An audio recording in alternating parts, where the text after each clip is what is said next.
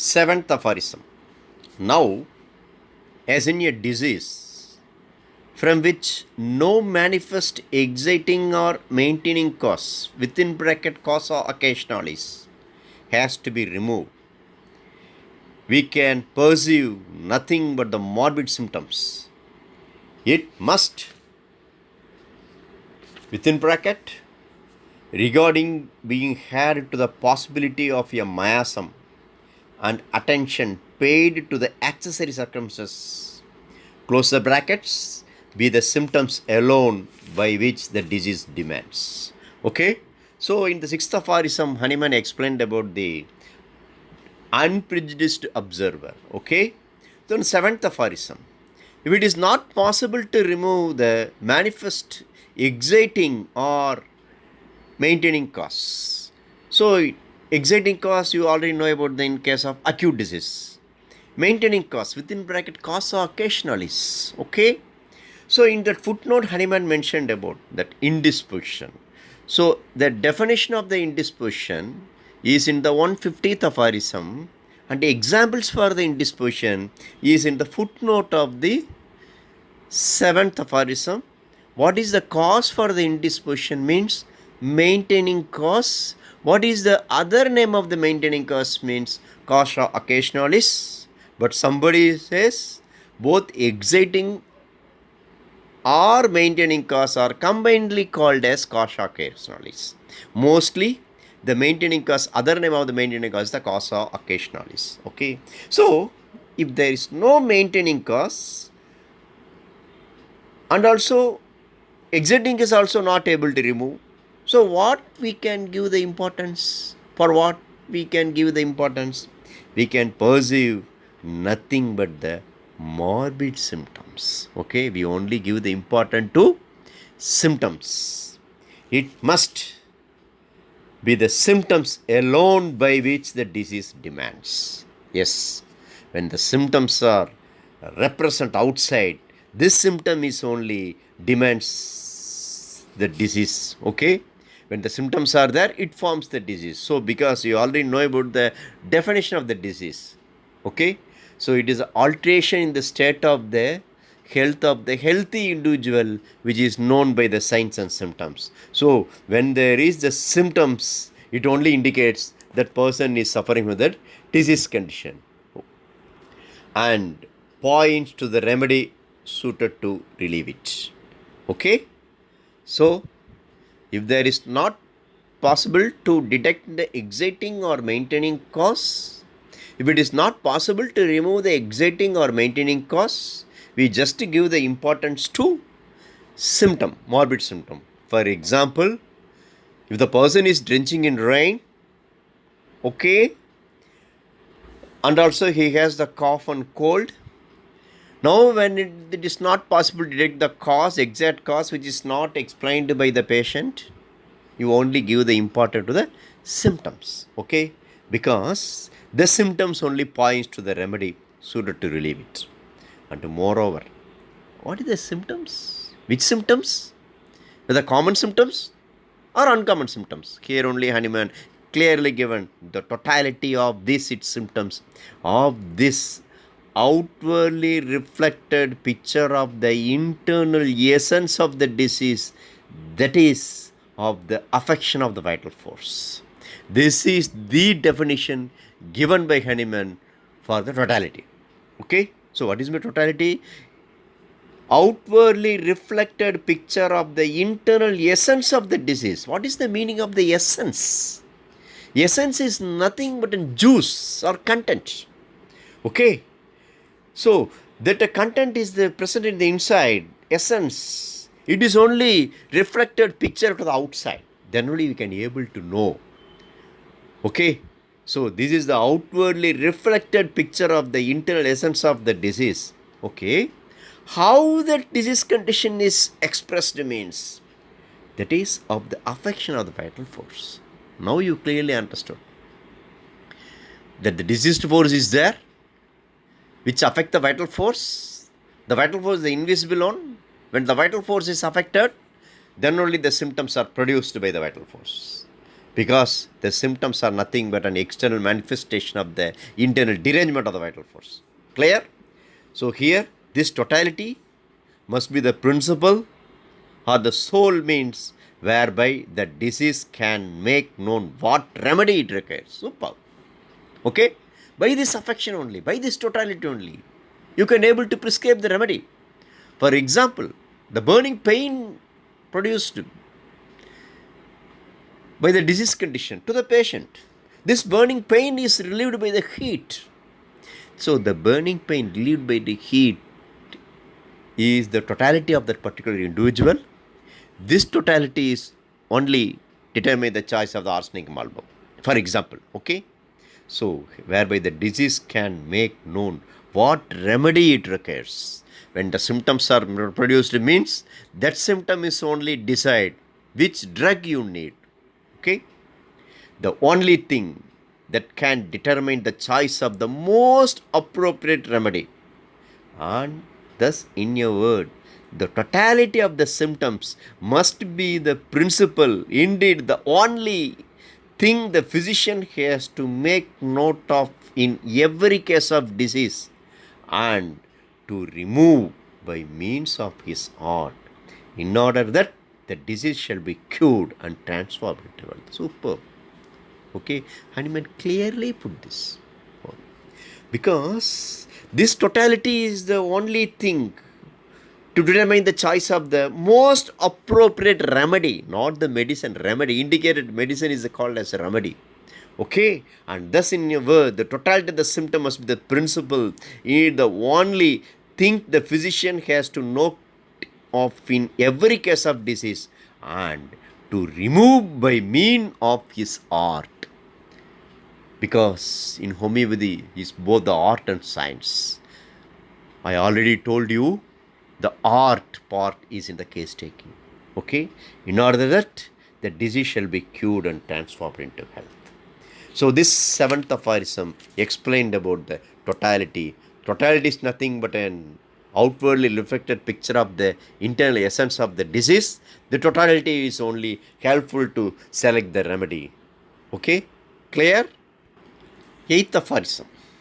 It is not conceivable, nor can it be proved by any experience in the world, that after removal of all the symptoms of the disease and of the entire collection of the perceptible phenomena, there should or could remain anything else besides health, or that the morbid alteration in the interior could remain uneradicated. Okay, superb. Because when you read that eighth aphorism, in one word, when there is the no symptom, okay, that person is considered as the health. That's all. After removal of the all the symptoms by the appropriate remedy, nothing else there besides health. Why Hahnemann put this word? Because when you see that footnote, Hahnemann's friend, Dr. Hufe, chief of the old school, okay, actually he was a friend of Hahnemann, but he commented that, what is his comment? Homeopathy can remove the symptoms, but the disease remains. This is the assertion given by Hahnemann. Homeopathy can remove the symptoms. Sorry, by Hufe. Homeopathy can remove the symptoms, but the disease remains. Okay? So, Hufe told, because in allopathy, you already know about that one. When they prescribe any remedy or any medicine for a particular disease condition, something should be out. Because when you see the bloodletting, they just apply the leech on that particular part, leech sucks the blood. So they thought that material substances are removed. What happened in homeopathy? The cure takes place in a dynamic manner. So nothing else going out of the prescription of the medicine. So only they won't believe. No, homeopathy can remove the symptom, but the disease remains. The disease remains in the inside of the body. One day just it comes forth. Outburst like that one. So only Hahnemann told, it is not possible to conceivable, nor can it be proved by any experience in the world. In the world also, Okay, for example, if the sun is there, we can visualize by the light of the sun. But when it is not possible to visualize anything in the daytime or night time, it indicates that the sun is not there. Okay, were you able to understand? Because if there is no sun, then how you see that like that? After removal of all the symptoms of the disease and of the entire collection of the perceptible phenomena. Okay, not only the symptoms, perceptible phenomena. Not only subjective symptom, objective symptom is there. When the person is come to the clinic for the worm infestation, when you do the objective symptom by the investigation, there is a stool pinworm is present. Now you prescribe the remedy. Now the pain in the abdomen is relieved. When you investigate, still that worm is there. It indicates that the disease condition may be still present or in the way of cure, but it is not possible to declare that he is the health. Are you able to understand? When you declare health, then there is no pain in the abdomen, and when you examine the stool, the worm is not there.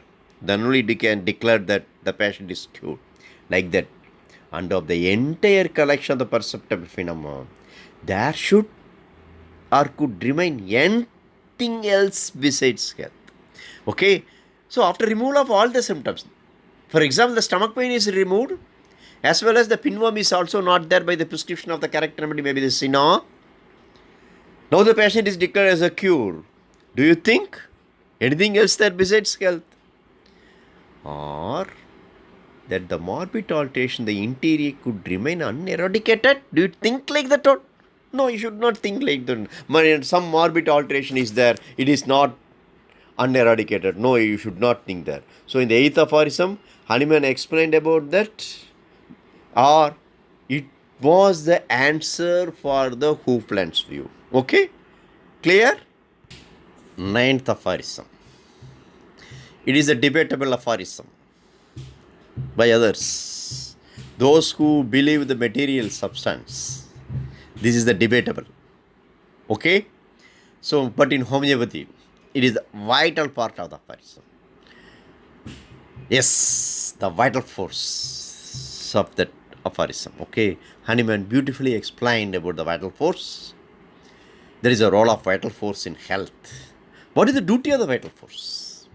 So, in the healthy condition of man. So, in the 9th aphorism, Hanuman explained about the role of vital force in healthy condition.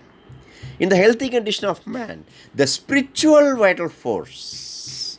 Okay, what is the meaning of spiritual? Because mostly it is a religious word, according to Hanuman.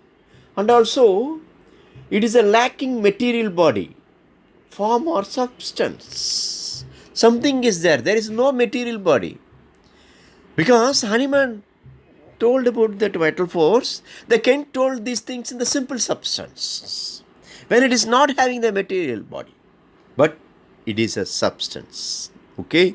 So here Hanuman mentioned that it is not the material body, lacking material body, form or substance. So some it is invisible one. The spiritual vital force, within bracket, autocracy, self-powered. It is a autocracy. Okay, so self-powered. The dynamis. What is the meaning of the dynamis? Energy. Okay, the dynamis that animates the material body. Okay, this vital force is only animates the material. What is the meaning of the animation? Animates means having life. Because now you see the cartoon. Animation is there. What is the meaning of the animation? That is, it is only a doll or a picture is there. Just they are giving the life. The famous animation, you already know about that one. What is called that cat and rat is there, no?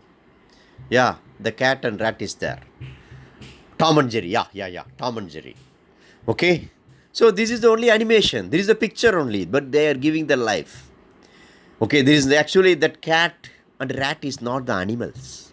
They are only the cartoons. They give the life. Okay, so like that animates the material body within bracket.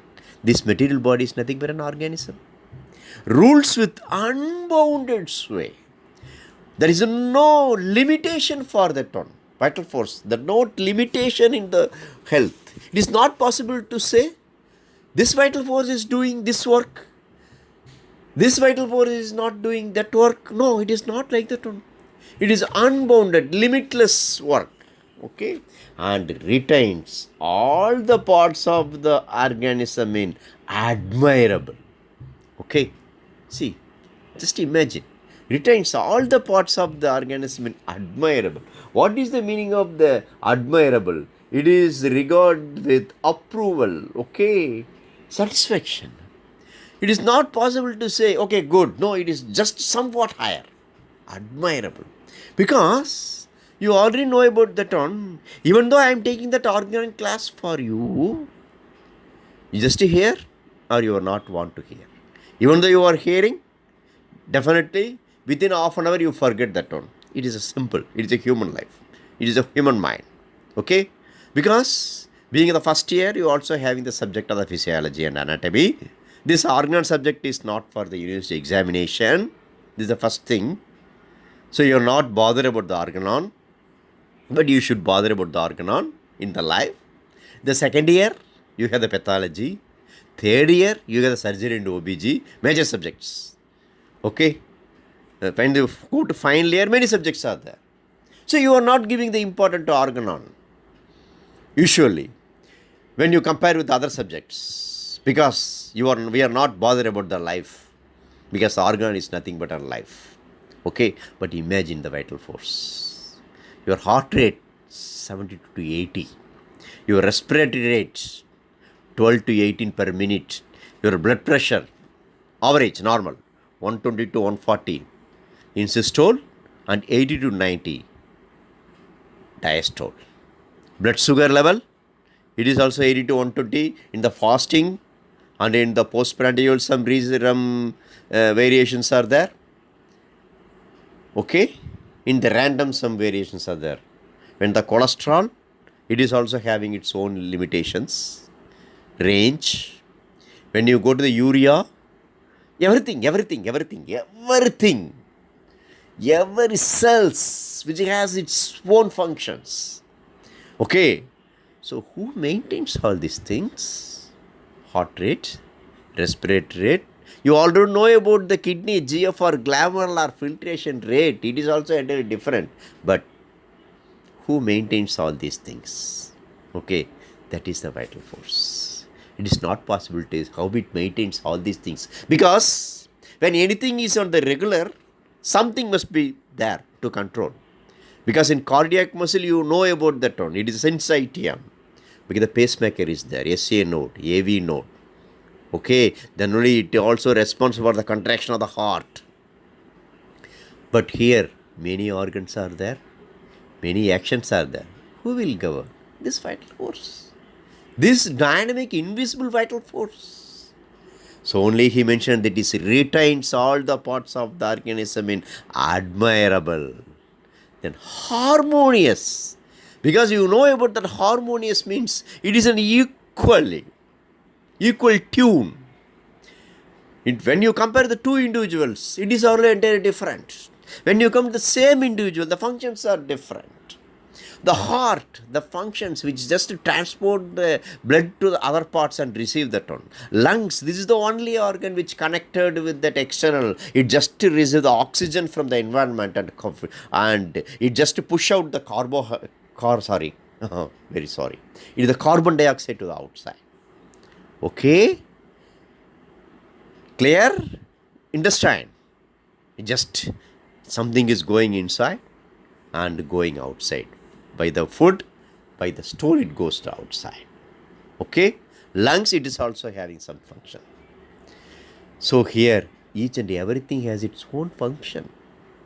When the function is somewhat changed, when the heartbeat is slow, 12 to 8, when the respiratory rate is high like that of the heart, imagine what happened.